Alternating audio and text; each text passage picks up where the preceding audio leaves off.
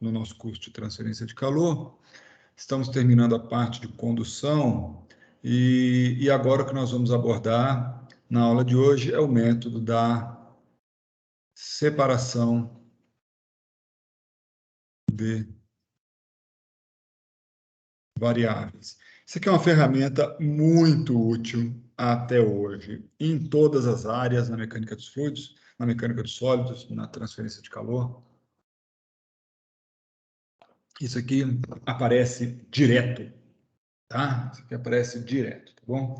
Então, olha, eu vou tratar do seguinte problema, tá bom? Vou tratar do seguinte problema. Então, a gente vai resolver um problema, tá? Um problema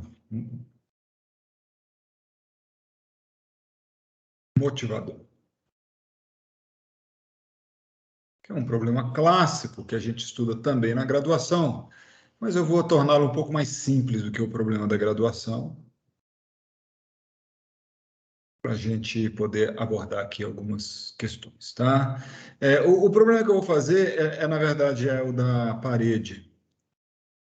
Uma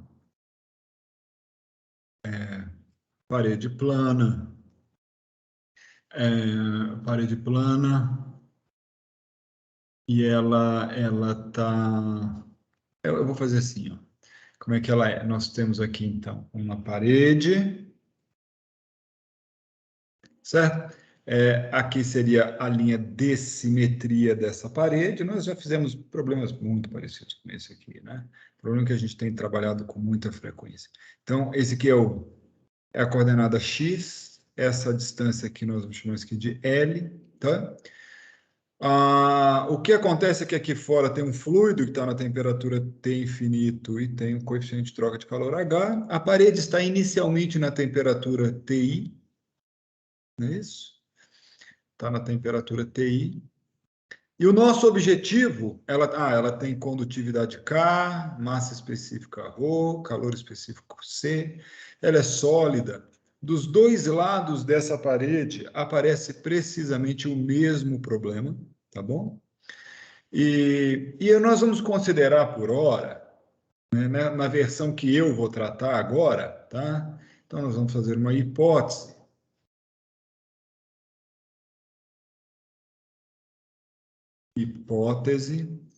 A hipótese que nós vamos fazer é que o H é muito grande. Na verdade, lembra que falar que H é grande na verdade, dizer que o número de Biot é bem grandão, né? E o que significa quando o H é muito grande? Significa que a temperatura na interface, onde o que a gente sabe, o que ocorre de fato, é uma troca de calor, é um processo de equilíbrio térmico na superfície, ou seja, o calor que chega por condução desde a parte sólida é igual ao calor que sai por convecção para o fluido. A gente sabe que esta condição de contorno de Robin pode ser muito bem aproximada pela condição de contorno T de X, T de L para todo tempo, igual a T infinito. Ela está na mesma temperatura do fluido, quando o H é muito grande, tá? E o nosso objetivo, né, queremos... Opa, Ctrl Z. Nós queremos determinar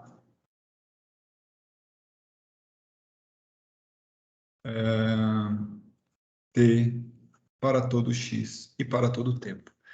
Se você visitar nossas aulas anteriores, você vai ver que nós já temos ferramentas para aproximar essa solução. Nós já aproximamos essa solução antes. Nós podemos usar vários métodos para aproximar essa solução, entre eles o método variacional.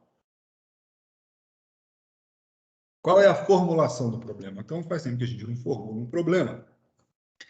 Esse problema ele é muito fácil de formular. A hipótese é isso, tá? E ele é assim, eu sei que tem ρ. Como é que é esse negócio? Ele é ρ, C, dt é igual a div de K grade de T, a nossa equação querida, né? Mais um Q, 3 linhas, que é a equação, primeira lei da termodinâmica para esse negócio. O que acontece é que não tem geração interna, esse cara é um D cartesiano, com K constante, também é outra hipótese, a gente aterriza na seguinte equação, dt igual a alfa d2t dx2, esse x pertence a 0L, esse t é maior do que zero. As condições de contorno são muito simples, eu sei que no meio dessa parede tem a condição de contorno de simetria, então em x igual a zero para todo o tempo não tem fluxo de calor no meio, né? Mas, na verdade, quer dizer, ele é simétrico porque as condições de um lado e do outro da parede são as mesmas, tá bom? Beautiful. O que mais? O que mais que a gente sabe? A gente sabe que a temperatura em L para todo o tempo, neste caso, é T infinito. E finalmente tem uma questão que é a temperatura em todo local para T igual a zero também é conhecida como TI, tá? Ó, vou te dizer uma coisa, e é isso que eu falo. Saber quando que a gente pode usar um método, às vezes é até mais importante que conhecer o método. Mas do jeito que esse problema está aqui, do jeito que ele está aí, não dá para usar separação de variáveis. Desse jeito aí. Parece que é o problema mais clássico e que daria para usar, porém não dá, tá? A separação de variáveis depende explicitamente de haver duas condições de contorno homogêneas. Você precisa de ter homogeneidade no contorno. Ela decorre disso, porque a ortogonalidade de funções decorre da homogeneidade no contorno. Então, não adianta você querer sair aplicando as condições de contorno, o método de separação de variáveis. Se você já estudou isso no passado, você se lembra que para resolver esse problema por separação de variáveis, você vai fazer alguma coisa como chamar t de x e t de uma função só de x, que multiplica uma função só de t, e aí vai substituir isso na equação governante e vai tentar resolver. Nesse caso, não adianta nem começar, porque o problema não tem um par de condições de contorno homogêneas e você precisa disso, tá? Então, no caso, a condição de contorno que a gente precisa tornar homogênea é essa. É essa condição aqui que a gente precisa tornar homogênea, tá?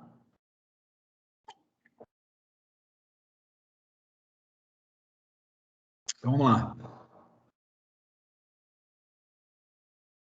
Então, aqui vem uma outra. Professor, Oi, por que não homogênea? Qual a definição de homogênea? é igual a zero. Tá bem. Tem que ter um zero aqui, tá? Na verdade, sendo bem honesto com você, não precisa ser homogênea. Ela, ou ela é igual a zero, ou a derivada é igual a zero, mas eu vou chegar lá um dia, tá? Ou a derivada é igual a zero, ou uma combinação linear da derivada com o valor da função tem que ser igual a zero. Você tem que estar numa dessas três situações. Se você não tiver numa situação como essa aí, não tem jeito, não adianta começar. Então, você tem que trabalhar antes para homogeneizar as condições de contorno. Então, eu estou começando de uma forma um pouco intuitiva, digamos assim, intuitiva, eu quero dizer assim, né, eu não estou indo lá nessa teoria para te demonstrar isso, mas aqui a gente tem que zerar pelo menos mais alguma pessoa para a gente poder usufruir da propriedade da ortogonalidade, tá? Sem a ortogonalidade de funções, nós não temos chance. Isso vai aparecer aqui, tá bom? Então, olha, vamos lá. Então, aqui tem aquele primeiro trabalho de adimensionalizar o problema, ele passa a ter um outro valor.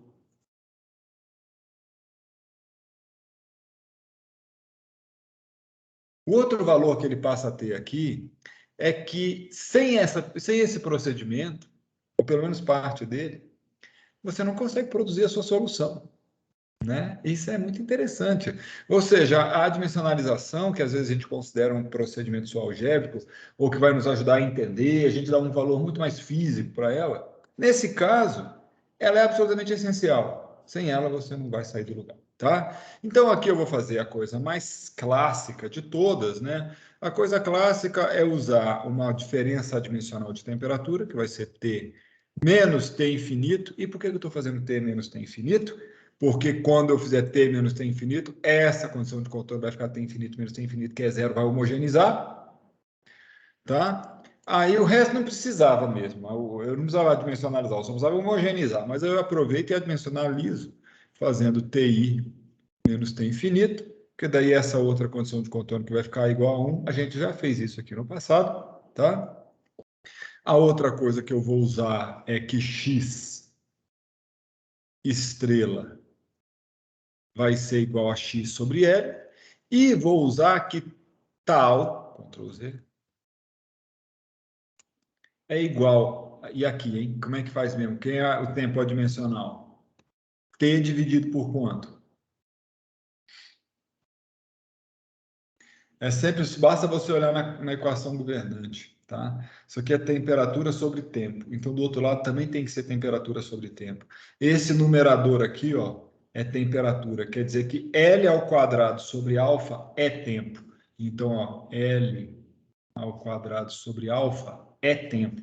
Então, isso aqui vai aparecer. Nós já vimos isso. Alfa T dividido por L ao quadrado também é conhecido como o número de Fourier. Tá? Isso é uma grandeza aí. Opa. Olha lá, tá bom?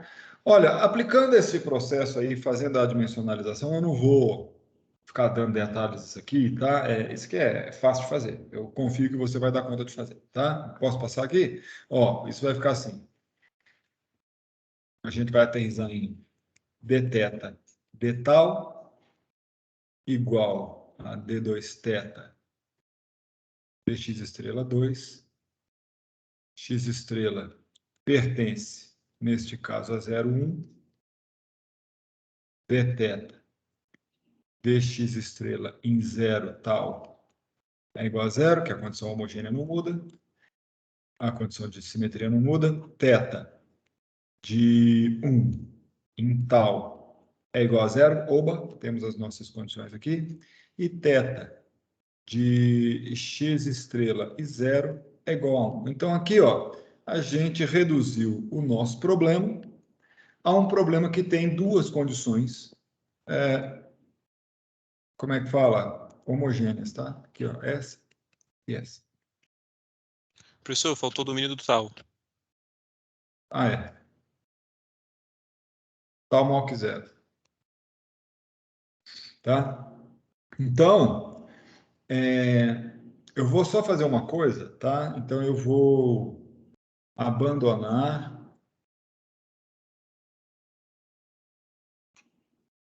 o asteriscos, tá? Só porque eu não vou ficar escrevendo esses asteriscos aqui. Vocês sabem, eu não sabia, mas essa caneta aqui, de escrever na pentablet, ela gasta. Sabia dessa? A minha tá gasta já. Tem que trocar a ponta. Será que eu vou arrumar uma ponta dessa desgraça?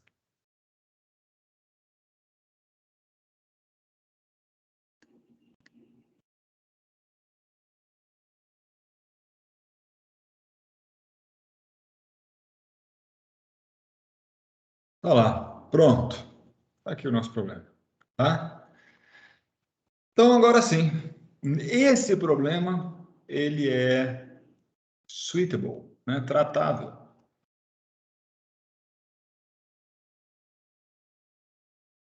Pelo método da separação de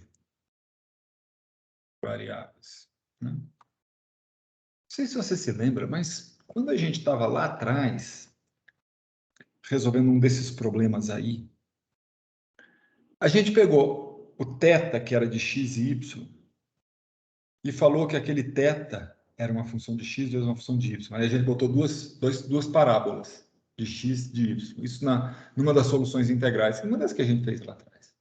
Quando a gente foi aplicar o método Kantorovich, a gente sabia que era uma temperatura dependia de x e do tempo.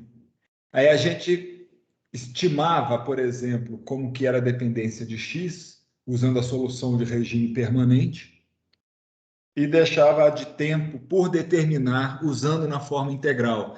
Mas a gente estava assumindo que o θ era uma função de x, que a gente já dizia qual que era a forma,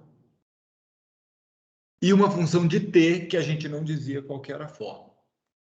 Então, se você for pensar, digamos assim, o nome disso seria a epistemologia desse processo. Muito embora isso não tenha nascido assim, eu acho que quem veio primeiro foi a separação de variáveis. Mas, eu não estou falando sem saber, tá? Só uma observação aqui para você ver uma progressão dos nossos métodos. E ver que isso é mais ou menos natural, né? Nós tínhamos a formulação integral.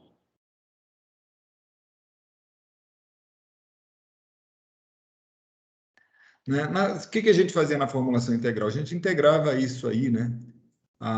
Integrava o nosso problema inteiro, por exemplo, né? Aqui é o problema diferencial, mas eu não vou botar isso aqui não.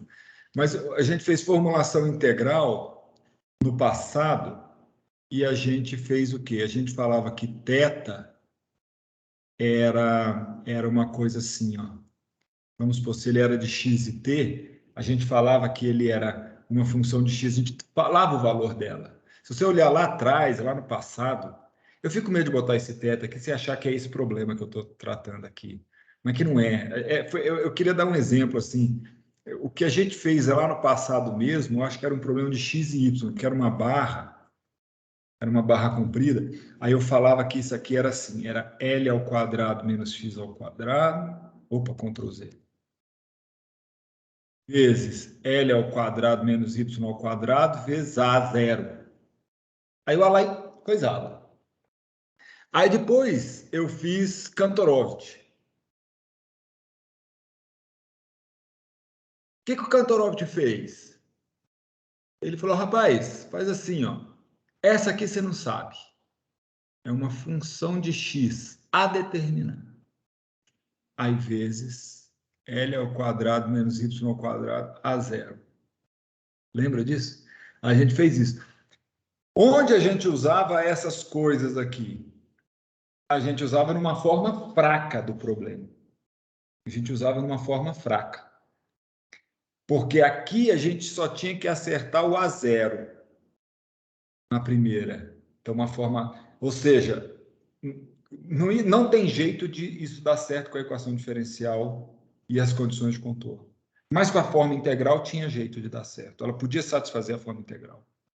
A segunda podia satisfazer uma forma integral também. E terminava numa EDO para a função de x ou para a função de t, eu já não me lembro. E você tinha que resolver. Agora, o que a gente vai fazer é o seguinte: o que vai dizer a separação de variáveis?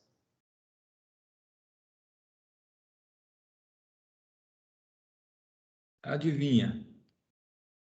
Ela vai falar que a função θ é uma x de x vezes uma y de y. Ou seja, você não vai assumir nada. Aparentemente, você não está assumindo nada. Mas, no fundo, você está assumindo. Você está assumindo que a sua função de x e y pode ser escrita como produto de uma função só de x e de uma função só de y. Mas vocês entenderam aqui a progressão da coisa? A gente assumia muito, assumia menos, e agora a gente assume muito, muito menos. A gente assume tão pouco nessa última hipótese aqui, que talvez seja possível que uma função desta forma satisfaça a formulação forte ou diferencial do problema, que é o que nós vamos fazer agora. Tá? Então, voltando ao nosso problema, no nosso problema,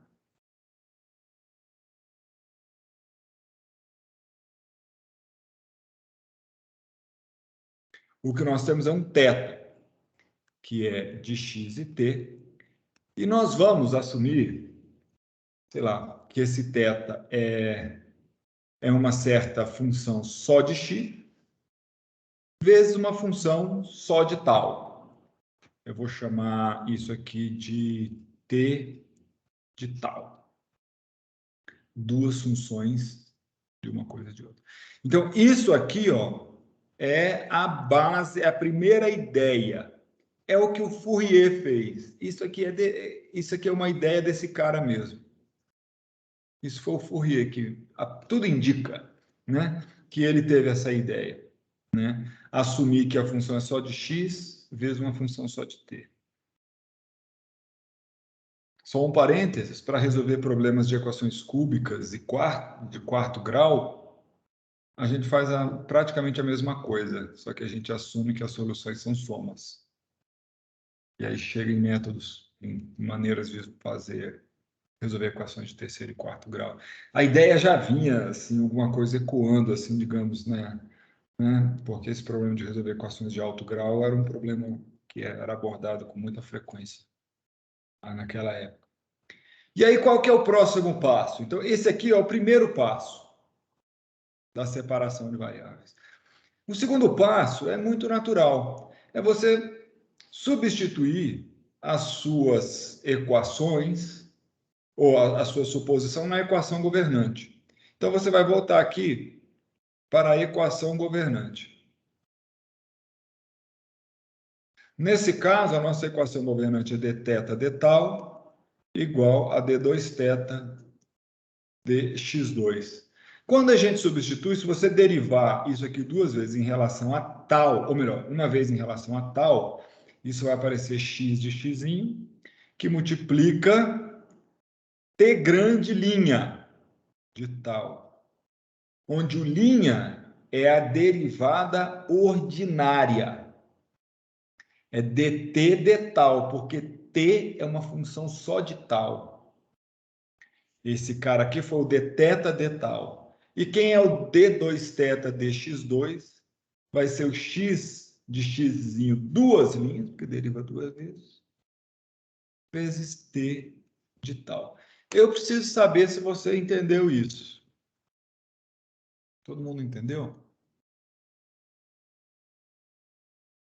Eu confesso que eu não entendi, professor. Opa, boa. Vou puxar um parênteses aqui, uma linha amarela aqui, ó. Se você derivar esse θ aqui em cima, ó, tem esse θ aqui, ó. Se você derivar ele em relação a tal, ele é a mesma coisa que d de tal de x vezes t de tal. Como como eu estou derivando em relação a tal, o x de x sai da derivada. Fica só o d de tal de t de tal. Só que acontece uma coisa, Diego. Tal, t já é uma função só de tal. Se ele é uma função só de tal, essa derivada sequer precisa ser parcial. Ela é de tal. Que eu estou chamando de t', porque é uma derivada ordinária. Entendeu agora ou não? Entendi, perfeito. Entendeu? É o t' de tal. Tá? E aí, para o x é a mesma coisa, só que a derivada lá em relação a x e duas. Tá comigo? Olha que curioso aqui. Aqui vem uma coisa muito curiosa. O que vem de curioso agora é você pode dividir tudo isso aqui por x de x vezes t de tal. Se você divide a equação de um lado e do outro por x de x vezes t de tal, o que sobra é t' de tal dividido por t de tal igual a x duas linhas de x por x de x. É isso que sobra. Foi? E aqui tem um fato muito importante. Tá? Aqui tem um fato muito importante. O fato é que desse lado aqui, ó, eu tenho uma função exclusiva de tal.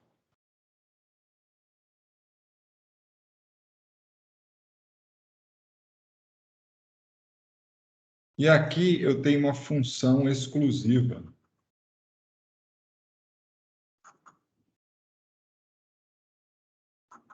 dx. E tal e x são independentes. Quando um varia, o outro varia de forma completamente independente. Um é o x, o outro é o tempo, né? Então, aqui a gente chega numa situação muito curiosa, que é uma função que é só de tal igual a uma função que é só de x.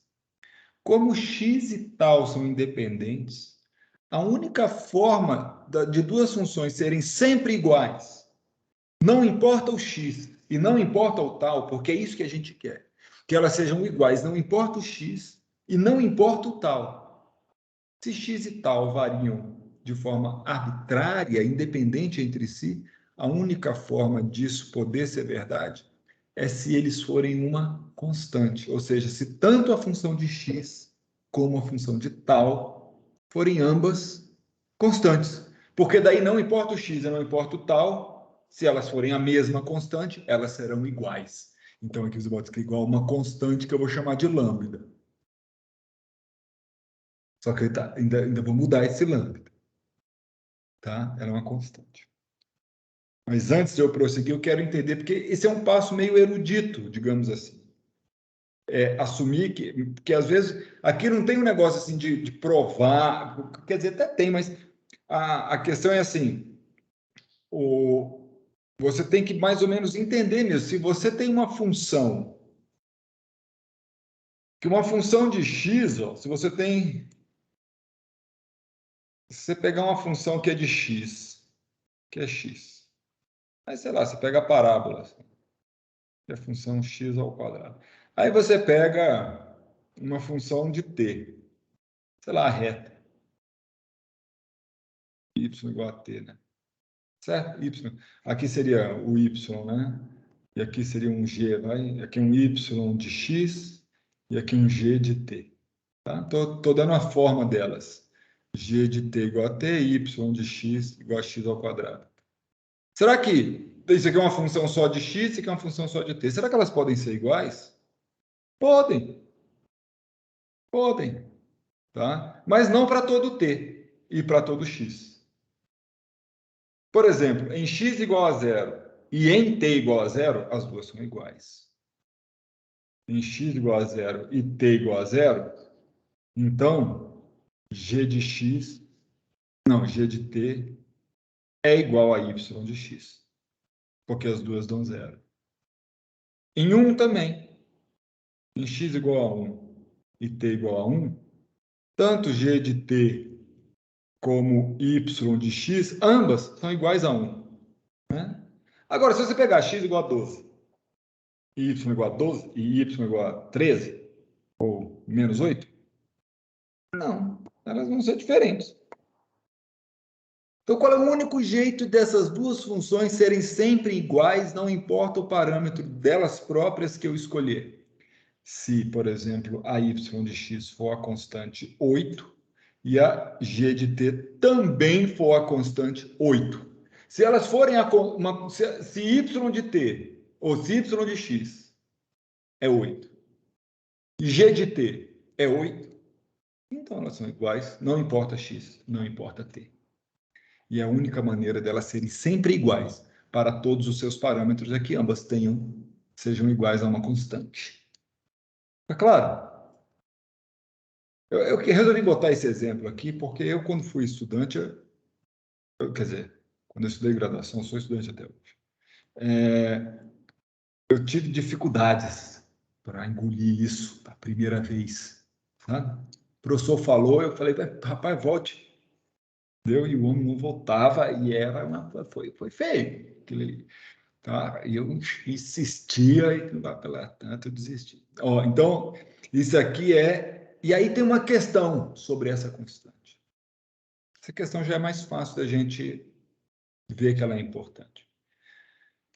Eu tenho que discernir se essa constante ela é positiva, negativa ou se ela é zero. Isso é importante, porque, olha só, se ela for zero, né, isso você vai ver. Então, para eu discernir, eu vou colocar quadrado aqui, porque aí eu garanto que isso aqui é positivo.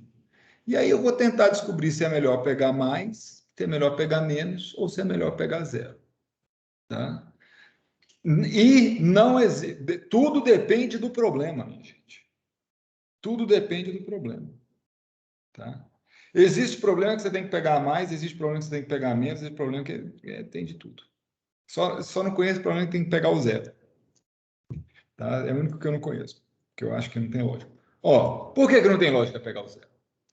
Porque uma das equações que vai sair dessa história aqui, ó, e essa equação é que vai sempre nos ajudar, tá, a decidir se é uma ou outra, é a equação que não vai gerar o espaço de funções de solução, que é aquela equação da direção, ó, vai vendo, da direção que não conseguiu ser homogênea. Qual foi a direção nossa aqui que não conseguiu ser homogênea, mesmo depois que a gente ralou um pouquinho? Foi a direção T, ó. Direção não coisou homogeneidade para ela. Então, não vai vir dela a propriedade de ortogonalidade. Se você não está entendendo ainda o que é a propriedade de ortogonalidade, paciência, você vai entender nessa aula de hoje. Tá? Mas é porque não tem jeito de eu começar de onde eu comecei e, sabe? Então, o que vai acontecer? Então, se você pegar essa equação que sobrou para direção não homogênea, ela vai te dizer que lambda que é para você usar. Porque, olha só, se você pegar essa equação, a gente está vendo que T' sobre T tem que ser igual a mais ou menos lambda ao quadrado. Vamos estudar, porque todas elas são iguais, né? Vamos estudar as três possibilidades aqui rapidamente, tá? A primeira possibilidade... Não, eu vou começar com a possibilidade mais trivial, que é T' sobre T igual a zero. Se T' sobre T é igual a zero, isso significa que T' é igual a zero. E se T' é igual a zero, isso significa que T de tal é uma constante. Ora, isso faz sentido para nós? Não faz. Por quê? Lembra, T de tal é a parte da solução que vai governar, ou que vai descrever a variação da temperatura ao longo do tempo. Intrinsecamente, nós entendemos que a temperatura varia ao longo do tempo. A parede começa na temperatura TI, aí o fluido bate nela com um H elevadíssimo, com temperatura T infinito, a temperatura na interface imediatamente fica T infinito, e esse T infinito vai entrando, né? O fluido a parede vai perdendo calor para o fluido, e a frente de temperatura vai entrando dentro da parede. A temperatura vai variar com o tempo. Então, isso aqui não presta. Não é que não vai gerar a solução trivial do nosso problema, não interessa. Tá? Segunda possibilidade, T' sobre T igual a menos lambda ao quadrado. Se isso aqui é menos lambda ao quadrado, não, eu vou pegar mais. Vou pegar mais. Lembra, T' sobre T é a mesma coisa que D dt de Ln, não, D de tal, né? D de tal de Ln de T de tal.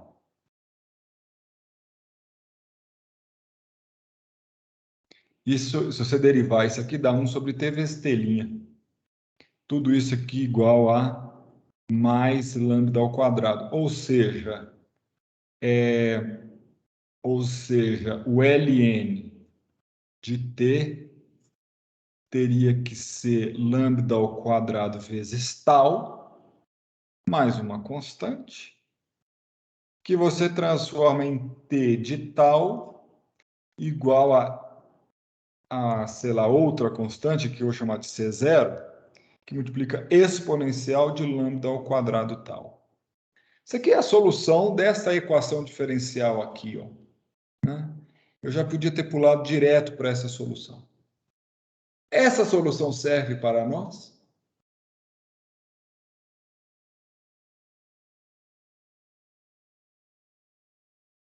Por quê?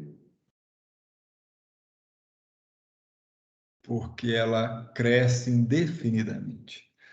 E nós sabemos que a temperatura não vai crescer indefinidamente. Pode até ter um problema que a gente tem que escolher uma temperatura que cresce indefinidamente.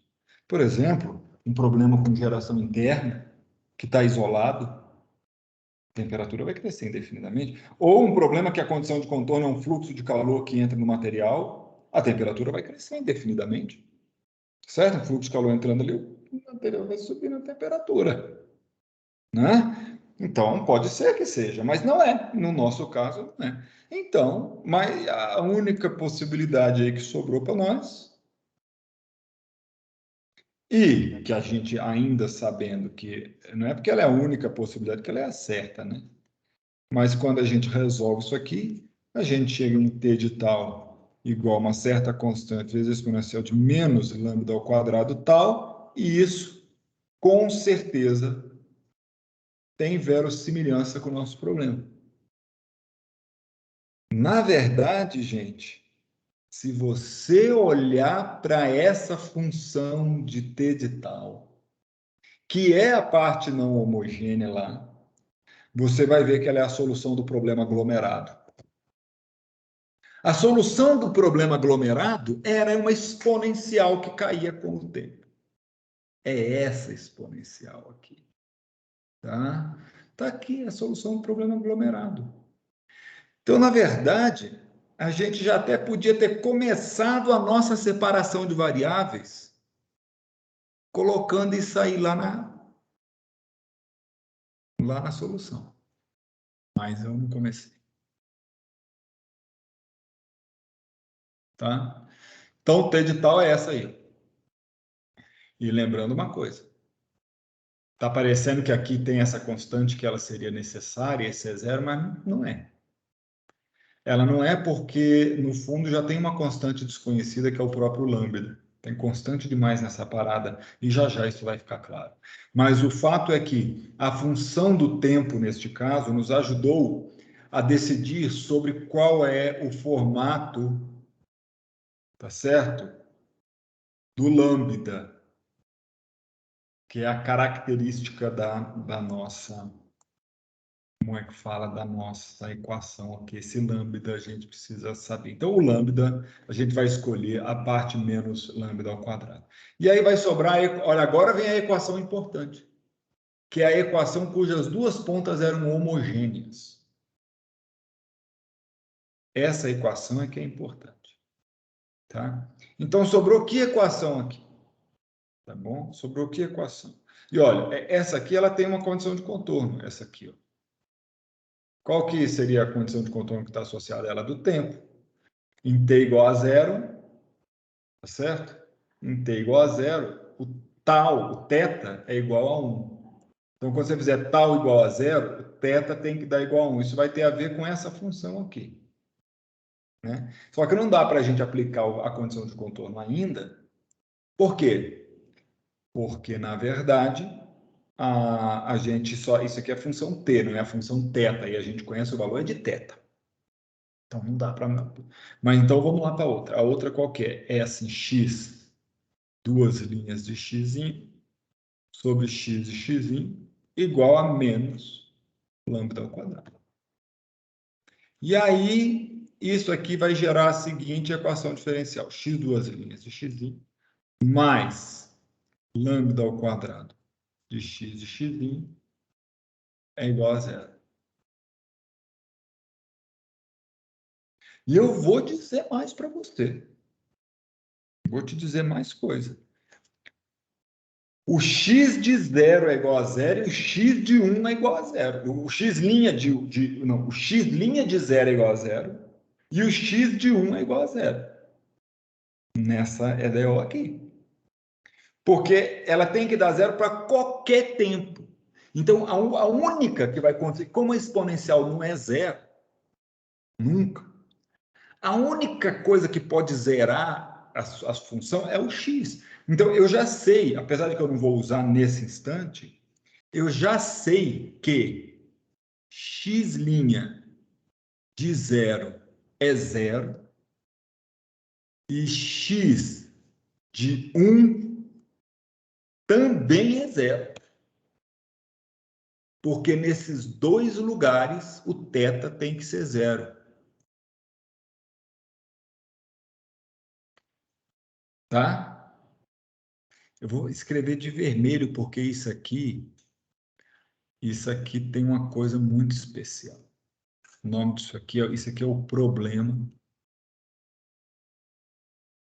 característico. Característico é o feio demais. E eu vou te falar por que ele é um problema característico. Problema característico. Porque ele, na verdade, ele parece muito, muito com um problema de alto valor e alto vetor. Só que é difícil a gente ver isso aqui. A beleza da álgebra está em você fazer caber nela tudo aquilo que você vê na sua vida. Aqui dá para você fazer caber um problema de alto valores e de alto vetores, certo? Vou tentar te mostrar em que sentido que tem esse problema aqui muito especial, tá? Eu vou tirar essa derivada, vou fazer só uma observação. É mais porque eu não me aguento. Eu acho isso aqui é uma coisa tão interessante. Uma observação. Ó.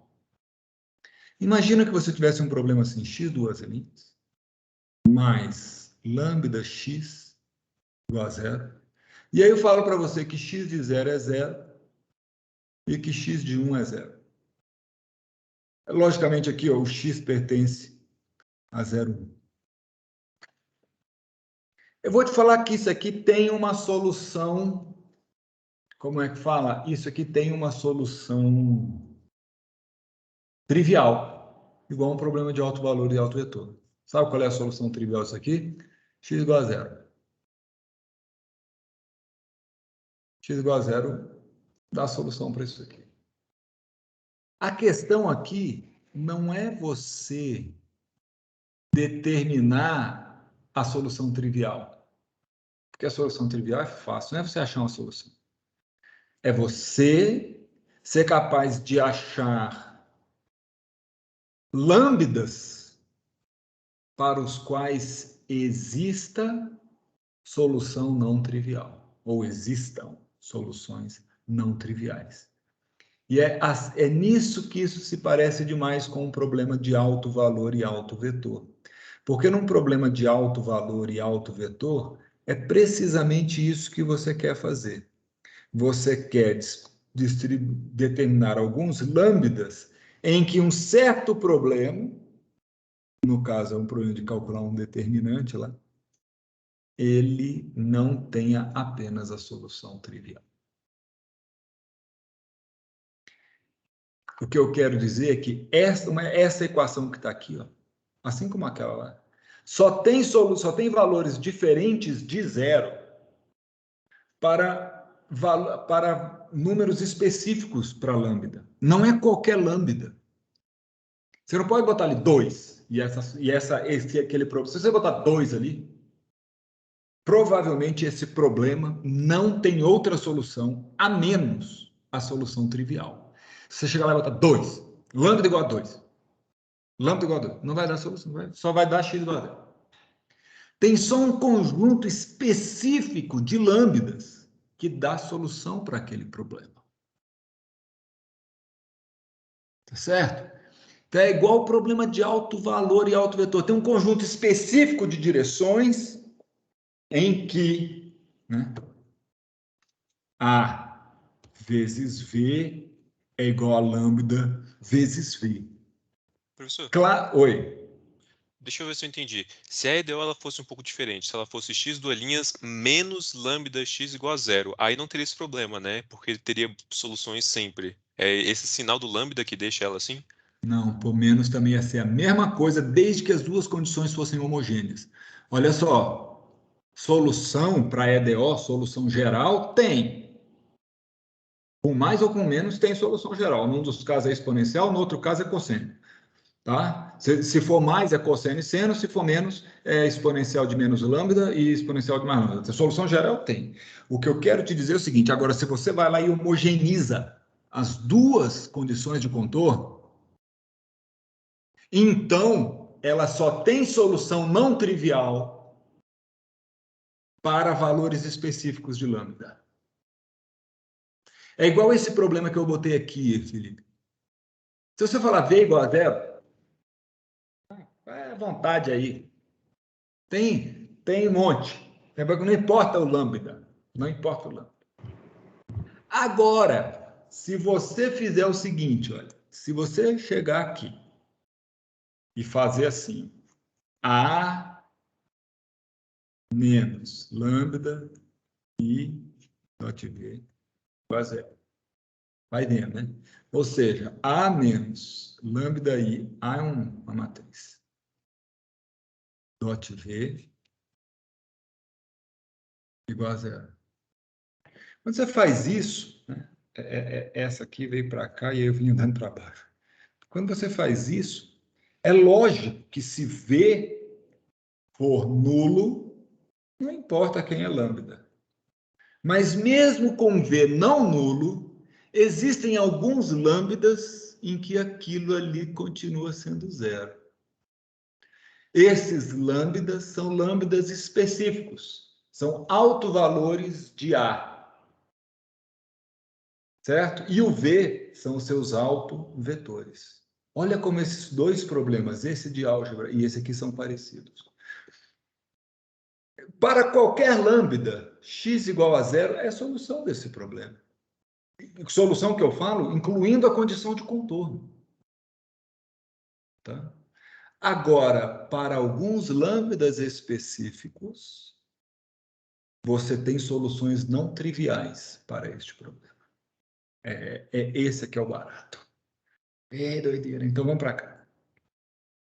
Por isso que isso chama problema característico. Porque, na verdade, eu não sei se você se lembra, quando você faz isso aqui, ó, qual é a condição para que isso tenha soluções para lambdas não nulos? É det, opa, Ctrl Z, det de A menos lambda I ser igual a zero. Se esse determinante for nulo, então esta equação aqui pode ser nula, mesmo para V's não nulos, né? E aí o nome dessa equação qual que era? Lá na álgebra, era equação característica, para achar os autovalores. Aí depois você achava os autovetores. O problema é que esse aqui é o problema característico por causa disso, tá certo? Por causa disso. Pronto, chega de viagem, vamos voltar aqui. Então eu vou resolver o problema, tá? A solução do problema, ele tem solução geral da EDO, tá? Eu não vou ficar, se você, eu quero crer que você não vai ter problemas com essa solução, ela é do tipo A vezes cosseno de lambda x Ctrl Z mais B seno de lambda x. Quer dizer, se você derivar duas vezes essa função aqui, para todo A e B, aquilo ali vai ter, como é que fala? Vai satisfazer a EDO. Tudo bem? Isso aqui é a solução geral da EDO, tá? Uma das condições de contorno é homogênea na derivada. Então, eu vou calcular a derivada dessa função. A derivada x' de x é simplesmente lambda que multiplica menos A seno de lambda x mais B cosseno de lambda x. Esse menos lambda apareceu da derivada da regra da cadeia aqui, tanto no cosseno como no seno, tá? Beleza. Então, agora eu vou aplicar condições de contorno, tá bom? Eu vou começar com a mais fácil, a mais preguiçosa. E aí você, olha só que interessante. Eu estou justamente achando... Não, vamos lá. Quem é o x' de zero? X' de zero é lambda que multiplica menos A seno de zero mais B cosseno de zero. Seno de zero é zero. Isso aqui é lambda B cosseno de zero é 1. Lambda B, eu quero que isso aqui seja zero. Nós já decidimos que lambda não pode ser zero, então isso aqui é essencialmente se B igual a zero. Então já sabemos que B é igual a zero. A única solução que nós temos, então, falta só achar o A. Para achar o A, eu vou fazer x de 1. X de 1 é A cosseno de lambda. E este cara tem que ser igual a zero. Ah, e obviamente eu já usei o fato de B ser igual a zero. Você está me acompanhando ou não? Porque eu quero sair um pouco desse rame-rame da álgebra, coisada assim, eu quero que você preste atenção aqui. Olha lá, Marcos Fabrício, aqui, ó. Olha agora isso aqui parecendo problema de alto valor e alto vetor de número. Quando que isso aqui é zero? Isso não é o produto de duas coisas? É. Aí você tem duas opções. Você pega ou A igual a zero, ou cosseno de lambda igual a zero. O problema é que se você escolher A igual a zero, o que você está fazendo? Você está selecionando a solução trivial. Porque nós já vimos que o B é zero. Se o A também é zero, quem é x de x? É zero. É a solução trivial.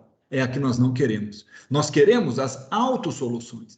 Nós queremos descobrir os valores específicos de lambda. É como se fosse, sabe, um tuning. Você está lá procurando aquele lambda que, opa, tem solução que não é zero. Então, como é que é esse cara, então, aqui? Eu vou selecionar, eu quero as não triviais. Ou seja, eu preciso que cosseno de lambda seja igual a zero. Tá? Tá vendo esse cosseno de lambda igual a zero? Sabe? Esse aqui é o problema característico, né? Que eu estou resolvendo aqui. Quando a gente veio aqui, ó, isso aqui não era a equação que determinava os lambdas para os quais este problema aqui admitia solução não trivial, e essa aqui era a chamada equação característica. Então, quem é a equação no nosso caso que determina os lambdas para os quais a solução tem solução não trivial? É essa. Então, como é que é o nome dela? Equação característica. Igual, não, Jaba, igual a problema de alto valor e alto vetor, né? E aí, quando é que essa bagaça dá zero? Quando ele é igual a π sobre 2 ou mais kπ, né, que tem infinitas soluções. Lambda pode ser π sobre 2, π 3π sobre 2, 3π sobre 2. π sobre Tem 2. infinitos lambda. Tem a maneira de dizer isso aqui. V. Todos esses aqui dá zero aqui. São os valores específicos de lambda para os quais aquela equação admite soluções não triviais, né? Então, esses específicos, esses lambdas específicos, eles podem ser escritos assim, ó, 2n mais 1 para pegar ímpar, ó, estou dando um jeito de pegar ímpar, né? 2n mais 1, Lucas, Vezes π sobre 2. vezes π sobre 2. Deixa eu ver. Isso vai dar certo? 2n mais 1 vezes π sobre 2.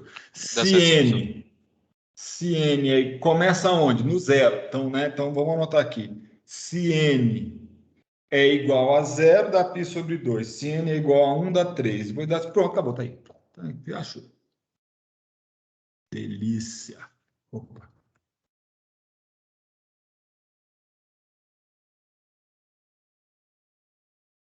Se eu quisesse fazer começar do 1, a gente podia botar 2n menos 1. Aí n ia do n igual a 0. 1. O que eu estou querendo te dizer é que há muito de arbitrário nesse negócio aqui, tá certo? Eu botei isso aí só porque eu quis, né? Podia ter começado 1, isso que eu quero dizer, o n, tá? Seria para ter um lambda 1, né? Talvez fosse até melhor ter um lambda 1. sei lá, é assim, tá? Então, olha só, a conclusão que nós estamos chegando aqui, ela é meio barra pesada, porque o que que a gente o que que a gente viu? A gente viu que, na verdade, olha que interessante, vou de novo voltar para o problema de alto valor e alto vetor. Pô, eu tô assumindo que você é familiarizado com o problema de alto valor e alto vetor, mas aí você até me desculpa isso aí, tá? Isso é um problema da álgebra que não necessariamente você se lembra, né? Eu vou botar isso aqui lá no começo. O problema de alto valor e alto vetor, ele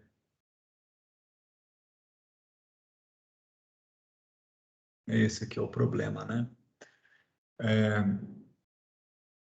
Então, o que que eu ia falar mesmo? Quantos lambdas tem esse problema aqui? Assim, em condições normais de temperatura e pressão, digamos assim, tem tantos quantos tem igual dimensão. Tem tantos lambdas quanto for a dimensão desse problema. Então, se esse é um vetor no Rn, se V é um vetor no Rn e A é uma aplicação no Nn, né? Então, isso aí tem N autovalores e N autovetores. Aqui, no nosso problema, o que a gente acabou de ver é que tem infinitos lambdas que dão solução para o nosso problema. Então, a gente acabou de se dar conta de que este problema aqui está escrito num espaço de dimensão infinita, né? Infinita. Cada lambda desse aqui, ó, é então um alto valor que está associado a algum alto vetor. Quem são os autovetores? São as funções xn. Então, agora você tem funções xn de x, que quem são elas? São os cossenos, isso aqui seria só uma base, né? São os cossenos de lambda n x.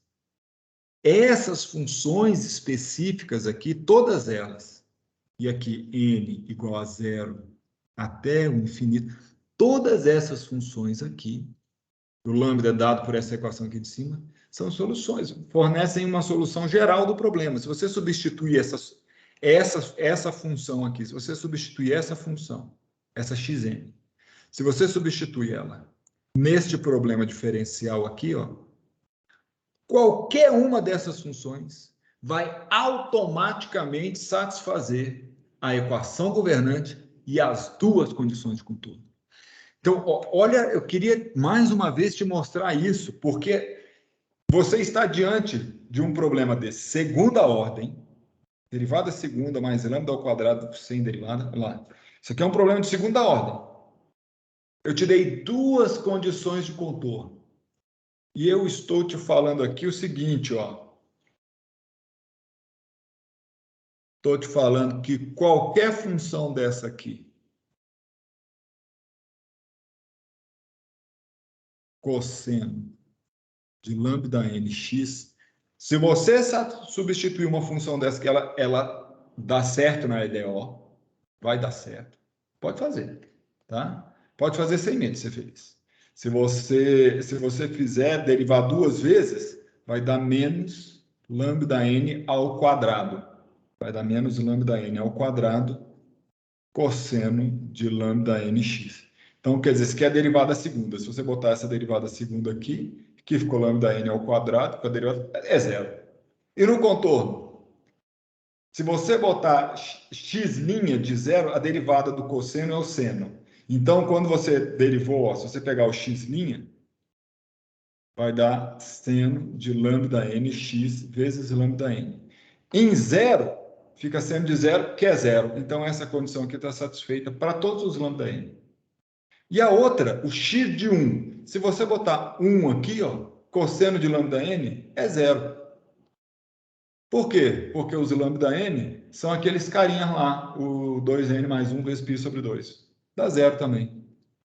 Então, o que é o mais legal, o que é super legal aqui?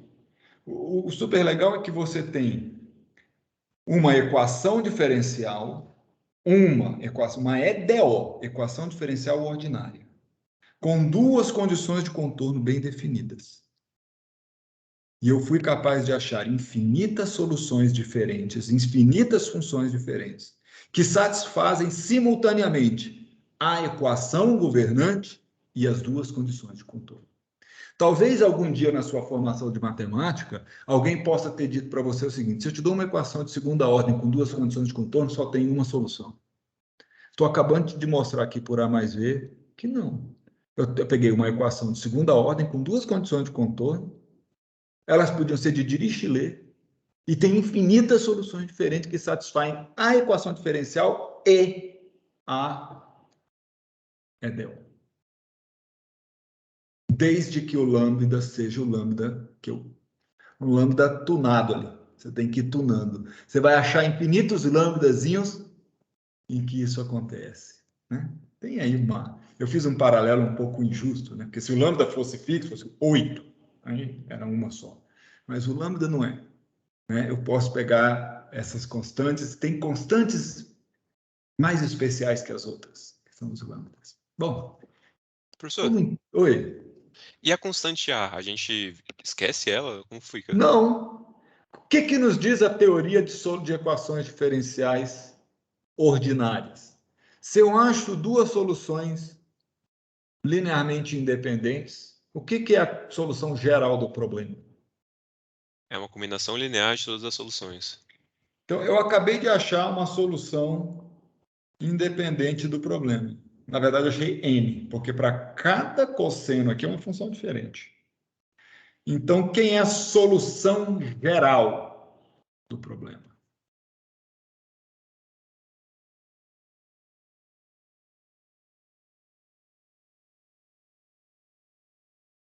A solução geral do problema vai ser a combinação linear de todas as soluções particulares do problema. Tá? Então, você poderia fazer essa aqui, ó, ela teria, sim, uma solução geral, tá certo? Vou botar um G aqui, ó, de X, não é só a G de X, né? Seria quem? Seria um somatório de N indo de zero até o infinito. Combinação linear é uma constante, que eu vou chamar de AN, que multiplica cosseno de lambda n x. Isso aqui seria uma solução geral da nossa EDO maluca lá. Veja bem que o lambda agora eu conheço. Quem eu não conheço é o AN.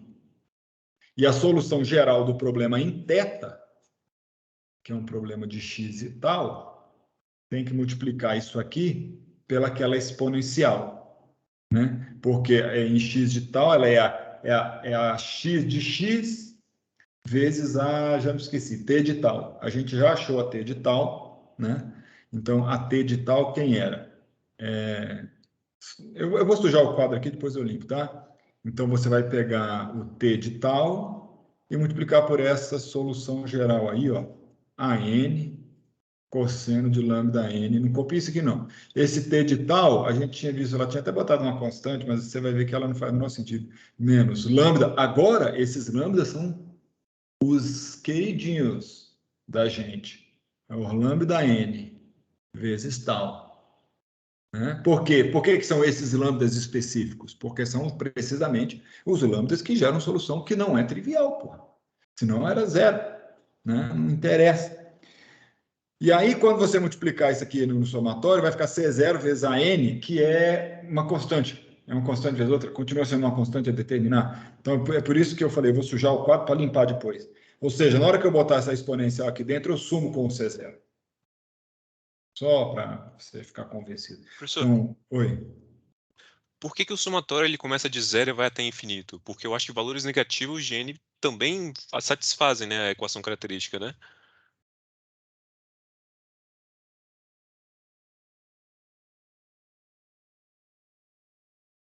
Não, porque o x é positivo e o cosseno Ah, tá no domínio de x, x de 0 a 1, né? Não, pera, deixa eu ver por que que eu não posso botar n negativo aqui. Como é que é a sua coisa aí?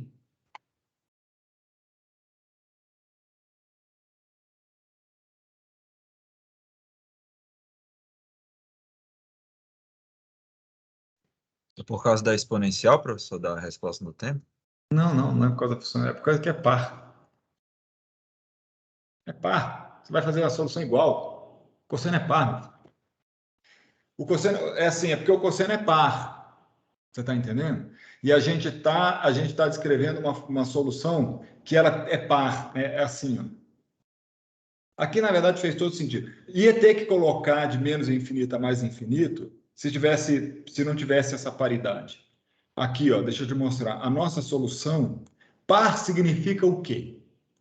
Significa que ela é simétrica em relação a x igual a zero.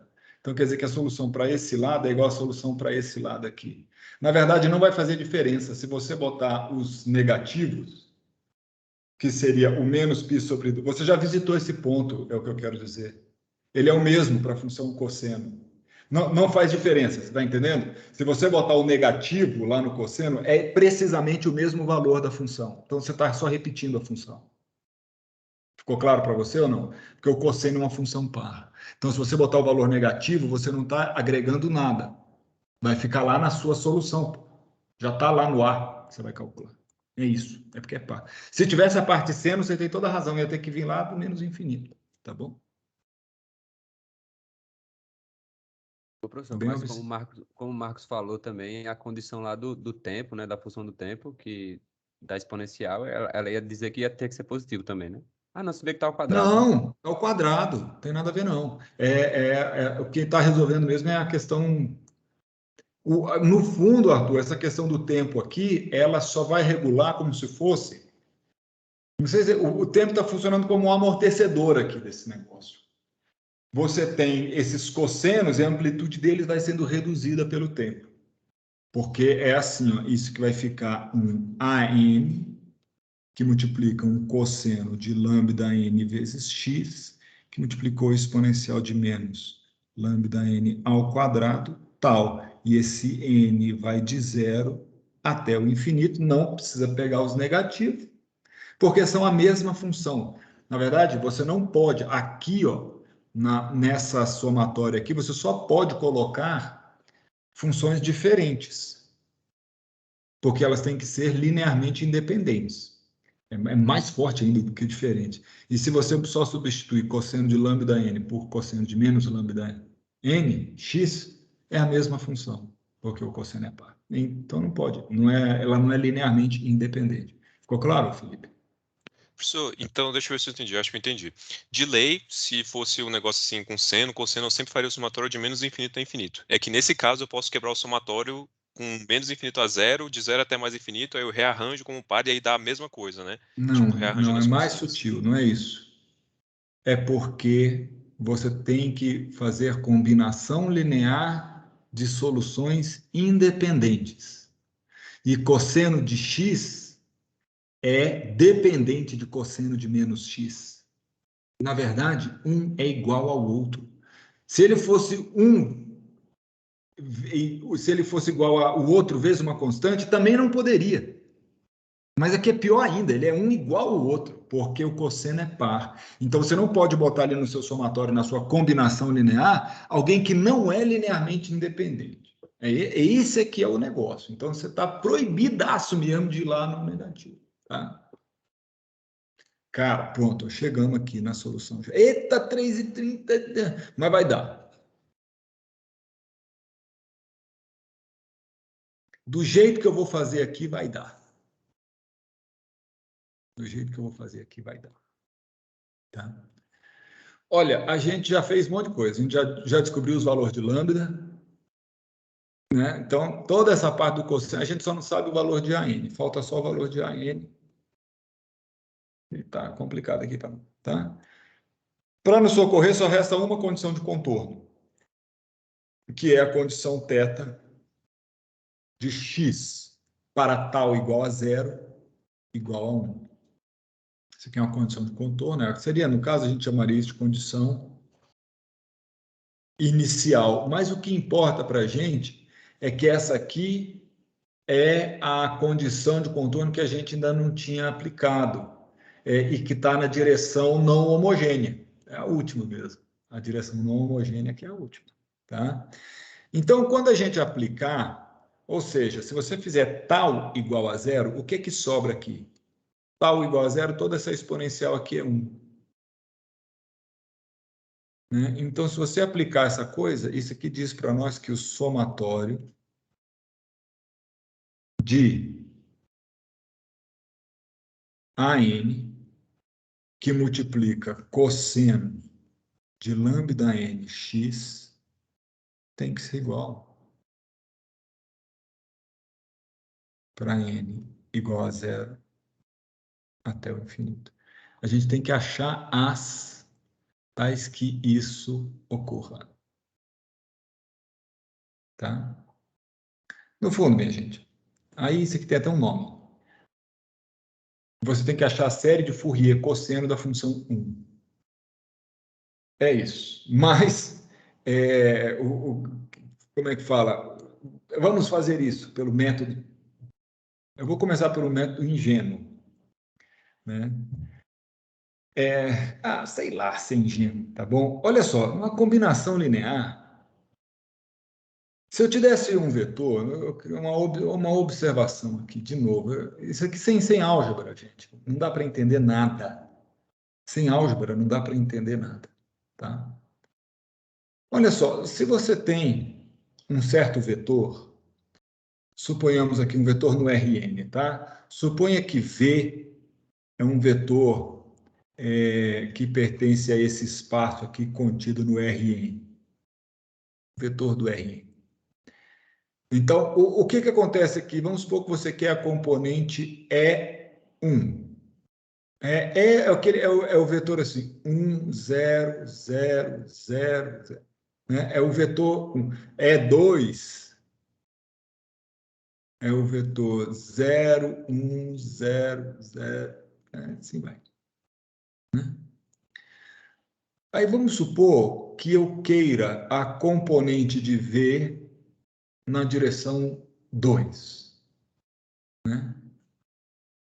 Componente de V na direção E2. O que a gente faz? Você pega V, faz produto escalar com E2. Né? Isso aqui, se o V é um vetor que ele é assim, V1, V2, V3. Se o V é um vetor daquele jeito lá, na hora que você fizer o produto escalar de V com E2, vai sobrar só o número V2. Tá? Se você quiser extrair a componente, né? Isso aqui foi extrair. Né? Se você quiser extrair a componente I, ou I, do vetor V, o que você vai fazer então é V, produto escalar com I. Aí sai a componente I. Tá? Então, se você pegar esse cara aqui, ó, a gente já estava lá falando que isso aqui era problema de alto valor, alto vetor, já está cheio de álgebra. O que eu estou vendo aqui é o seguinte, olha, eu posso escrever aquele somatório lá desse jeito, eu vou escrever assim, ele pode ser A0 cosseno de lambda 0x mais A1 cosseno de lambda 1x mais AI cosseno de lambda I x mais, e assim por diante. Então, na verdade, se a gente olhar bem para esse cara, você pode associar esses cidadãos aqui às direções. Ou vetores de base. Esse. E esse A aqui, ó, são as componentes escalares do vetor. Ah, porque eu esqueci de falar isso. Eu devia ter falado isso. Ó, se você pegar aquele vetor V lá, esse que está aqui, ó, como é que você pode escrever? Você pega assim, V1 é 1 mais V2 é 2 mais V3 é 3 mais VI é I. E aí acontece uma coisa muito importante. Quando você faz esse produto aqui, ó, por exemplo, tá? O que você está fazendo? Você está, na verdade, fazendo o seguinte: você pegou o V1 E1 e multiplicou pelo E2. Aí você pegou o E2 e multiplicou pelo E2. Aí depois você pegou o E3 e multiplicou pelo E3, V3, E3, pelo E2, perdão, E2. E assim sucessivamente. Aí aqui tem uma coisa muito forte, que é o quê? Esse cara aqui é zero, esse cara aqui é zero, todos eles são zero, exceto um, que é esse.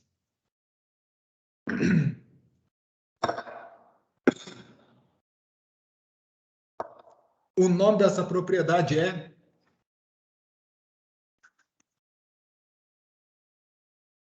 Ou seja, todos esses vetores, E1, E2, são ortogonais em relação àquele produto escalar. Quando você faz esse produto escalar entre eles, dá zero. Então, o que acontece é o seguinte, olha. Eu vou clamar, como se eu não soubesse que é. Eu vou clamar que esses caras são vetores de base e que são ortogonais. Teria como eu saber disso a priori.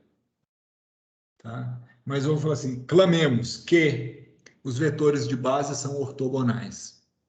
Então, vou fazer duas. Vou fazer uma proposição aqui. Proposição. O que vai ser o produto escalar de duas funções de x aqui para mim, nesse meu espaço de funções? Porque eu preciso de um produto escalar. O produto escalar vai ser a integral no domínio dessas funções, de f de x vezes g de x, dx. Esse vai ser o produto escalar.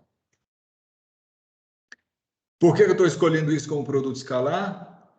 Porque, na verdade, esta operação entre essas duas funções, se as funções forem entendidas como vetores, essa operação ela preserva todas as propriedades do produto escalar, tá certo? Ou seja, se a operação for aquela integral, f vezes g é igual a uma certa constante que pertence ao conjunto dos números reais. É um número. É a primeira coisa que um produto escalar tem que ser. Ou seja, o resultado tem que ser um escalar. Tá? A outra coisa, f vezes g é igual a g vezes f. É outra propriedade do produto escalar obrigatória. Ele tem que ser comutativo. Ele tem que ser distributivo. Se você fizer f vezes g mais h, isso aqui é igualzinho a f vezes g mais f vezes h. É só você botar lá na integral, porque a integral da soma é a soma das integrais. Não tem a menor dúvida que isso vai dar certo. Tá? Se você multiplicar por um escalar, se você fizer alfa vezes fg, onde alfa é um escalar, isso aqui é a mesma coisa que f vezes alfa g, que é a mesma coisa que alfa vezes fg. Todas as propriedades que você espera de um produto escalar, esse troço tem. Na verdade, na álgebra é o seguinte, se todas as propriedades que você espera estão satisfeitas, aquela operação é a operação equivalente da álgebra que você aprendeu com números, com matrizes ou com vetores convencionais no R3, tanto faz. Tá? Ou seja, isso é um produto escalar. Tá? Aí agora o que eu vou clamar é o seguinte, eu quero verificar o seguinte, então já defini meu produto escalar. As minhas funções de base, as minhas direções, tá? São as funções xn lá, que elas são quem? Cossenos de lambda n x. Tá? Eu quero saber quanto que é, na verdade, o produto escalar de uma função xn vezes uma função xi. Ou seja, isso que seria a integral que vai de 0 a 1 do cosseno de lambda nx vezes o cosseno de lambda i, Ctrl Z. Lambda i x dx. Tem que conseguir fazer integral de cosseno. Tá? Eu não sei fazer integral de cosseno. Passou o mínimo integral. Ó, vou te ensinar um negócio que você vai adorar. Bota aqui esse negócio aqui, digita aqui assim, ó. Wolfram. Ó. Integral, mas ficou direto lá. Nem sei o que é. Online Integral Calculator. Parece negócio tabajara. Ó. Já tem uma de seno aqui, ó. Rapaz, eu vou aproveitar essa. Que eu vou apagar esse cara, vou escrever cosseno. Aí vou apagar esse quadrado. Nossa, será que isso vai dar certo? Aí vou botar, em vez de botar lambda, eu vou botar, lambda, sei lá, escrever lambda, vou botar a vezes. Ah, mas essa integral eu queria fazer um negócio com ela. Que seria integral definida. Ah, rapaz, esse negócio hoje em dia tá fácil demais, hein? Deixa eu apagar isso aqui. Meu Deus do céu. A integral vai dizer... Nossa, gente, que vergonha. Que vergonha. Acho que ter à disposição uma ferramenta dessa chega a ser vergonhoso. A vezes x, que multiplica por seno de b vezes x. Eu estou fazendo de a e b porque é mais fácil digitar. Tá? Aí x. Será que é só dar enter? Apertei o enter. Nossa. Tá dando isso aqui, ó. É porque o lambda é tunado. Com lambda tunado, isso dá 0, né? Não é porque ela não é detonada, não. Porque... Eu vou anotar essa aqui para não perder. Então, vamos lá. A gente está vendo que isso aqui, ó, foi igual a... Cadê? A seno de A, cosseno de B. Então, A vai ser lambda N, cosseno de lambda N, seno de lambda I, né? Porque o meu A e B é isso, né? Então, ficou A seno de A. Então, deixa eu botar aqui. Não, errei, gente. Aqui não pode errar.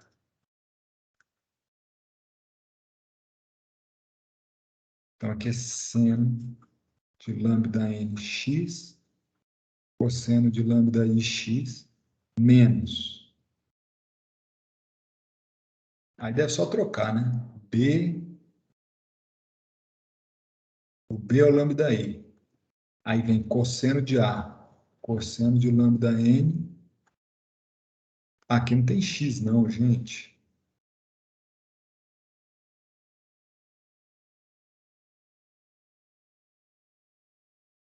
Seno, cosseno de lambda i menos. E como o Felipe disse, os cosseno é tudo 0, né? Nesse caso. Cosseno aqui. Tudo, rapaz, isso aqui é, pô, eu não sei por que eu estou escrevendo isso, né? Era isso que você estava falando, Felipe? Tem que tomar um cuidadinho aqui.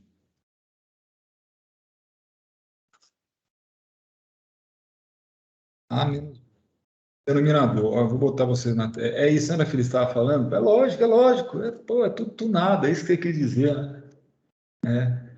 É isso aí, Arthur. Quer dizer, o cosseno de lambda i é 0. O seno de lambda i é 0. O único cuidado que eu tenho que ter é que isso aqui só vale para i diferente de n. Porque senão dá problema nesse denominador aqui, ó. Pode usar isso aqui se i for igual a n. Concorda comigo? Porque vai dividir por 0. Se i for igual a n, você tem que resolver a integral de novo. Aí você faz assim, você bota i igual a n, O seno de lambda i não é igual a 1? Já que o cosseno é igual a 0? O seno é. O seno é. De vezes. Esse aqui é 0. Né? E aqui, ó, I. O I tem que ser diferente de N. O I tem que ser diferente de N. O I é igual a N. Aí você vem aqui, faz a integral de novo, bota a IA aqui, ó, que é tudo cosseno de I ou cosseno de N. Manda resolver e ele dá aquilo ali. I for igual a N. E aí eu vou usar I, sei lá. Aquilo vai dar A, que é o lambda I, tanto faz, né? Lambda I, mais ou menos, mais seno de lambda I, cosseno de lambda I,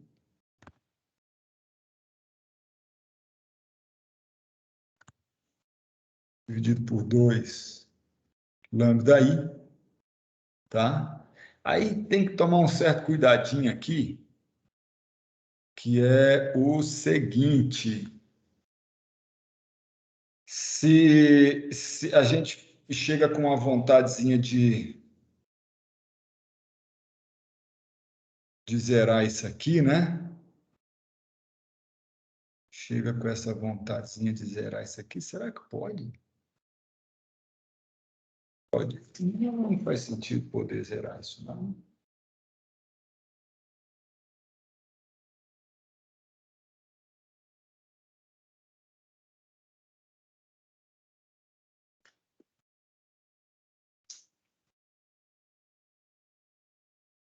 Dá meio.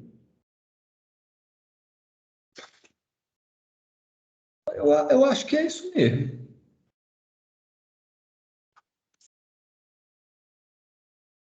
Acho que dá meio.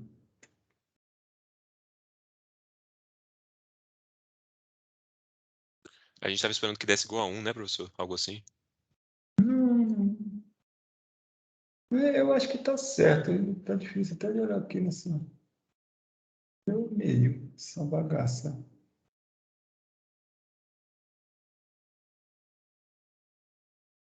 Esse cara deu meio. Então vai, né? É meio. Não é porque isso aqui dá 0, ó. Qual do cosseno, ficou lambda aí, sobre deu meio. Olha que beleza.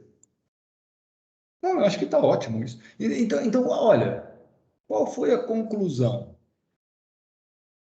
Conclusão: o produto escalar xn com xi, ele é igual a 0, se i for diferente de n, e meio. Se desse 1, ele era ortonormal. Se i fosse igual né? Se desse 1, ele era normal. A gente podia até ajustar isso aqui, mas eu não vou ajustar, não, senão não vai dar tempo. Quer dizer, já quase não está dando, eu vou terminar a aula de hoje. Ó, então, vamos lá. Olha o que eu vou fazer. Eu já tenho um produto escalar, eu já tenho uma base, né? O que eu quero fazer é pegar esse meu vetor, eu vou dar vou voltar aqui para essa parte, vou puxar para cá. Não, eu vou fazer lá embaixo. Vou me lembrar de onde é que eu estou, para todo mundo. O que a gente tem em mãos? A gente tem em mãos assim, o somatório, tá? De AN cosseno de lambda n x é igual a 1. O que eu vou fazer? Isso aqui é como se... Isso aqui, ó, é a função 1 escrita na base de cossenos de lambda nx. Eu estou querendo descobrir as componentes escalares da função 1 na base cosseno de lambda nx. Tá? Para descobrir a componente escalar, o que é que você faz? Você toma o produto escalar com o vetor de base. Então, o que eu vou fazer é pegar a função de um lado, ó, que é o AN cosseno de lambda nx, tomando o produto escalar com o cosseno de lambda ix. Tudo isso tem que ser igual a 1, que é a outra função, é a função escrita de outro jeito, né? Vezes o cosseno de lambda ix. Esse produto escalar, nós acabamos de defini-lo como aquela certa integral Então, na verdade, quem é isso aqui, se a gente quiser escrever na forma da integral, como a integral entra no somatório, é o somatório, e os A são constantes, saem da integral de AN, vezes a integral de 0 a 1, de cosseno de lambda nx, cosseno de lambda x, dx. E tudo isso é igual a esse outro aqui, que é quem? A integral de 0 a 1, de cosseno de lambda i, x, dx. No fundo, a gente não precisava fazer essa primeira integral de novo, né? A gente nem vai, porque a gente já fez ela. O que a gente sabe? Isso aqui, ó, é quase um delta de Kronecker no espaço Rn, se não fosse aquele meio. Isso aqui é se I é igual a N, essa integral aqui é igual a meio. Se I é diferente de N, essa integral é igual a zero. Quer dizer que toda vez que que N é diferente de quem está andando aqui é o N, que vai de 1 até o infinito. Isso só vai ter valor diferente de zero para para N igual a I. Para N igual a I. Então, em N igual a I, então esse somatório todo mundo vai cancelar, porque todas as componentes são ortogonais. É igual esse vetor de vermelho que eu fiz aqui, ó. Todo mundo cancela. Todo mundo cancela. Só não cancela o cara que eu estou caçando até a componente dele. Todo mundo cancela. Então eu vou lá. Olha. Isso aqui vai dar como? Isso aqui, se todo mundo cancelar, somar um monte de zero, como vai dar AI, que multiplica meio, que é o valor da integral, é igual à integral de 0 até 1 de cosseno de lambda i x dx. Só que essa integral a gente aí também vai dar uma roubadinha, né? Aqui é de ferro. Vamos lá. Quanto é que é a integral do cosseno de 0 a 1? Deve ser uma coisa bem trivial. Seno de A sobre A. Então, isso aqui vai dar seno de lambda i sobre lambda i. Ah, e ainda vai ter uma coisa interessante aqui. Então, já descobri quem é o A, então. A gente podia até deixar assim. Aí, ficou quem? 2 vezes seno de lambda i sobre lambda i. Mas eu sei quanto que são esses caras. Tá? Eu sei quanto que eles são. Não, cuidado, não é isso. É 2. O lambda, quanto que era lá? 2n mais 1 vezes π sobre 2, vezes o seno de 2n mais 1 vezes π sobre 2. Aí tem que tomar um cuidado. Ó. Eu vou ficar ligado aqui. Se o n é igual a zero, que esse negócio começa em zero, então me ajuda aí para não errar. Se o n é igual a zero, é π sobre 2. Π sobre 2 é aqui, seno é 1. Se o n é igual a 1, ele vem para cá, seno é menos 1. Então, esse cara aqui, você tem que fazer um truque com ele, você tem que escrever assim. Menos 1 elevado a n. Elevado a alguma coisa. É n, né? Começa em zero, né? Elevado a n. Aí dá um truquezinho legal. Então, esse aqui ficou como? Aí ficou igual, sei lá, 4 dividido por 2n mais 1 vezes π, que multiplica menos 1 elevado a n.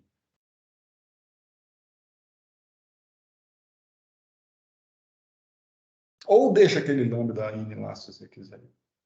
Tá? Ou deixa aquele lambda n lá. Ele ficaria quem? 2 vezes lambda n, que multiplica menos 1 elevado a n. Tudo é válido. Tudo pode aqui. Né?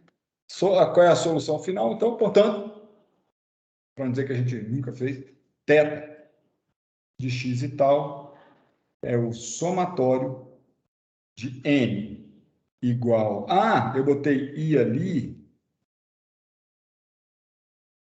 e escrevi n, hein? O nome do índice tanto faz, hein? Pode ser i, pode ser n, né? Então, n igual a zero até o infinito de... Aí eu vou escrever assim, 2 sobre lambda n, que multiplica menos 1 elevado a n. Isso aqui foi o AN. Eu estou escrevendo desse jeito aqui. Que multiplica quem? Cosseno de lambda n x, que multiplica a exponencial de menos lambda n ao quadrado vezes tal. Ei-lo! A solução fechada, analítica, linda e maravilhosa desse problema.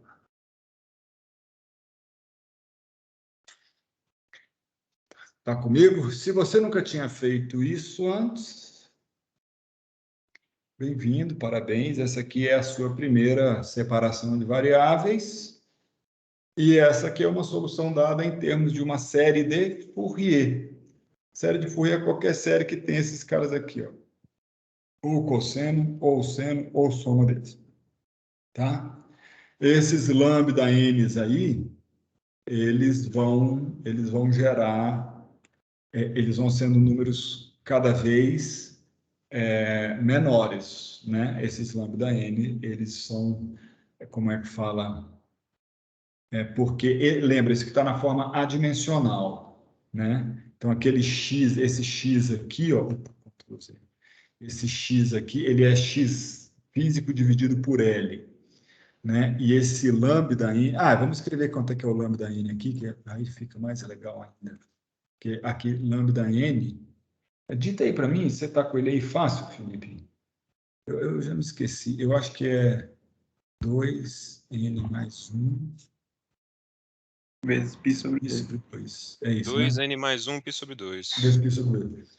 Então repare aqui. Repare aqui, se você está vendo para cada n disso aqui, esse número vai aumentando, né? Esse lambda, para valores progressivos, esse lambda vai aumentando, né? Então, na verdade, ele vai aumentando sempre de um tamanho fixo, nesse caso de π sobre 2, né? Lambdas progressivamente maiores são, o pessoal fala que são as harmônicas dessa solução, as diversas harmônicas dessa solução aqui. Então, essa solução de infinitas harmônicas. Esse aqui é um caso muito curioso em que as harmônicas vão tendo sinais trocados, alternados. Isso é uma coisa bem chatinha, porque significa que ela não converge monotonicamente. Isso aqui, ó, o Fourier fez e a análise depois veio para tentar demonstrar que esse negócio era uma série convergente. Tá bom? Isso é uma coisa que eu acho difícil de fazer, demonstrar que a série de Fourier é convergente. Achar um máximo convergente, um superior convergente dela, é muito difícil de fazer. Esse é um exercício de análise que eu nunca fiz e que é bem elaborado. Não, por exemplo, com aquilo que a gente aprende nos rudimentos de cálculo, não dá para fazer. Com os testes básicos de convergência, você não demonstra a convergência da série de Fourier. Na verdade, ela foi assumida durante muitos anos. Ela foi assumida convergir, até que era um problema denso, assim, sabe, do ponto de vista matemático. Certamente você encontra isso em livros de análise, mas eu acho que está totalmente fora do escopo do que a gente quer fazer e do que você precisa. Né? O que eu posso te dizer é que esse procedimento, que em algum momento fica muito laborioso, ele tem elementos fundamentais. E eu vou lembrá-los aqui para você agora, passando a nossa aula, e a gente termina a aula de hoje. Tá? A gente teve um feriado, eu sei que eu falei algum dia no passado que eu ia dar aulas curtas, mas por algum motivo eu nunca consigo dar aula curta. Os elementos fundamentais. Primeiro, uma ideia importante. É a ideia de que você pode separar a função em uma função de uma variável vezes uma função de outra variável. Por isso que o método chama separação de variáveis. Outra coisa extremamente importante. Isso só tem chance de dar certo se o seu problema for homogêneo. Então, tanto a equação diferencial, eu esqueci de falar, a equação diferencial tem que ser homogênea. Essa equação é.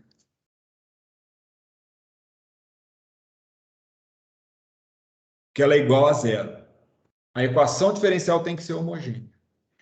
E ela tem que ter pelo menos uma das duas direções. Aqui as direções são x e t.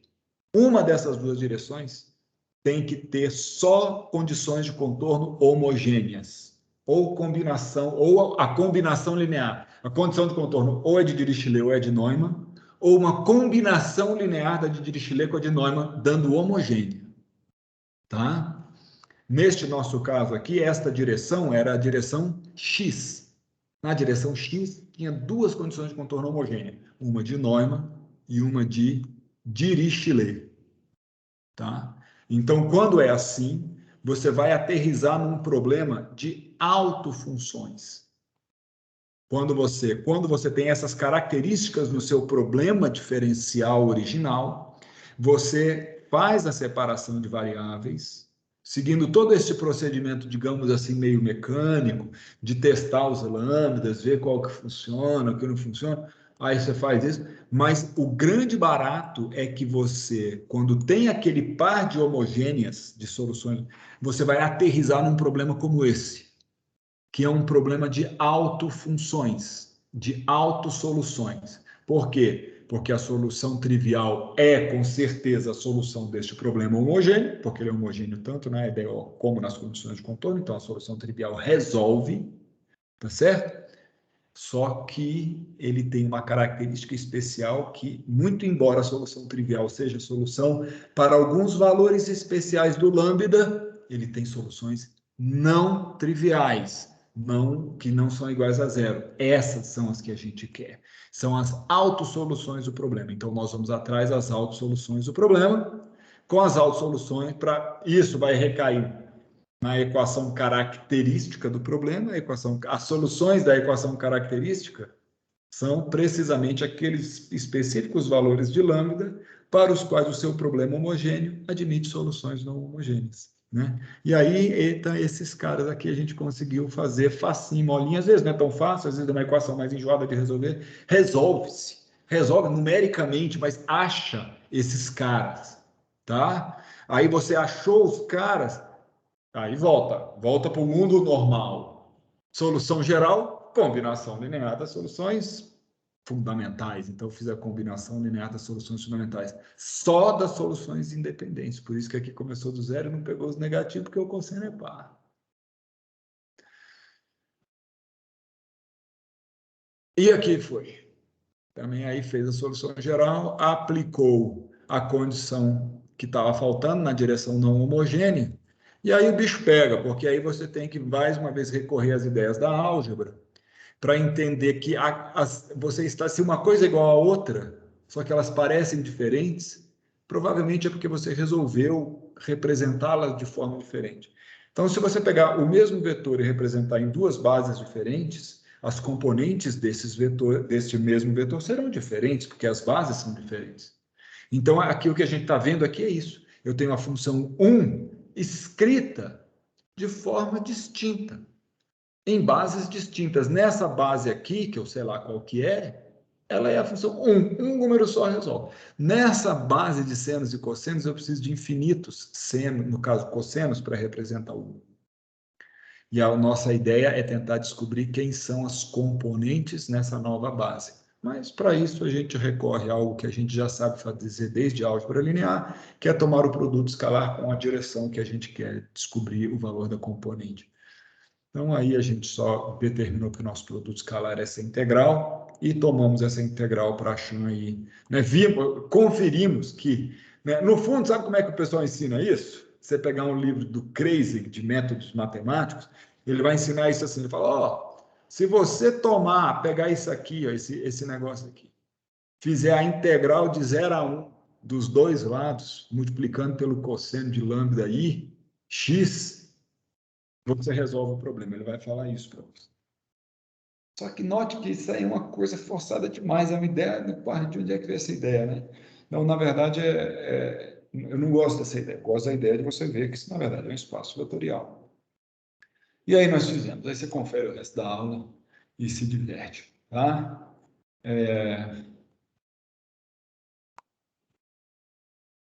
Eu vou deixar você revisar isso aqui. Eu tinha planejado passar o problema com outra condição, o mesmo, só que com outra condição de contorno, com a condição de contorno, de troca de calor, de Robin, calor que vem por condução igual ao calor que sai por convecção. Tá? Mas eu vou fazer, pode deixar, vai descansar, termina os estudos dirigidos, se é que vocês ainda não terminaram, aí depois eu passo esse negócio aí. É porque, sei lá, foi uma aula grande. Dúvidas? Professor, essa equação que a gente chegou, eu já vi ela em vibrações, é muito parecido, o procedimento é o mesmo, de uma corda contínua vibrando. Aí o somatório seria tipo os infinitos graus de liberdade e ela vibrando. Eu achei muito bonito. É a mesmíssima coisa. Porque a equação que você está resolvendo lá é a mesma que eu resolvi aqui. É interessante isso, porque o problema de transferência de calor transiente, essa equação aqui é a mesma equação que você resolveu lá nessa corda vibrante tua aí, nessa viga, ou sei lá o quê. Né? Lógico que você está restrito a pequenas deformações, né? Você está num regime super elástico ali, linear, com pequeníssimas deformações. Aí você pode fazer essa aproximação, a sua equação vai virar essa aqui. Senão, ela é um problema bem mais complicado, né? Mas é isso aí mesmo, Felipe, é o mesmo problema, né? E é isso, pá, que bom que você conseguiu ver essas correlações, né? Queria chamar a sua atenção que a gente está vendo que as funções, os vetores, muito embora a gente quase sempre esteja num espaço contínuo, tratando as coisas no mundo do contínuo, tem sido cada vez mais comum nas nossas andanças que haja números específicos, especiais, como é o caso desses lambdas aqui da equação característica. Tá? Quando as coisas ocorrem como ondas, e você começar a interpretar todos esses fenômenos como determinadas ondas, e escrever tudo na base dessas ondas, você vai ver que a única coisa que importa é, na verdade, esses números específicos. Por exemplo, se você interpretar lá na sua corda aquela vibração, se ela tiver eu vou falar em fluidos, tá? Se você tiver uma onda que estiver transportando energia, você vai descobrir que aquela onda transporta energia só em algumas frequências, que são as frequências que compõem a onda. E que, muito embora ela seja contínua, apenas frequências específicas transportam energia de fato. Só as frequências que pertencem ao espectro daquela onda. E aí as ideias como a própria física quântica começam a não ficar tão estranhas assim. Porque, no fundo, as coisas acontecem em alguns números específicos, de forma bem... Né? Quando você está no mundo das ondas ou no mundo da transferência de calor. Né? Então, isso aqui é um passo para você pegar um outro problema, o problema do átomo de hidrogênio, outros problemas e resolver. E vai gerar... Fatalmente, você acaba chegando nas ideias dos doidos, do Planck, desses caras todos, tá? Pessoal, é isso. Felipe, talvez você pudesse me ajudar. Eu precisava que a gente... Eu vou parar de gravar, o pessoal está todo mundo liberado aqui, eu estou super tarde aqui, deixa eu fechar aqui, parando a gravação. Professor,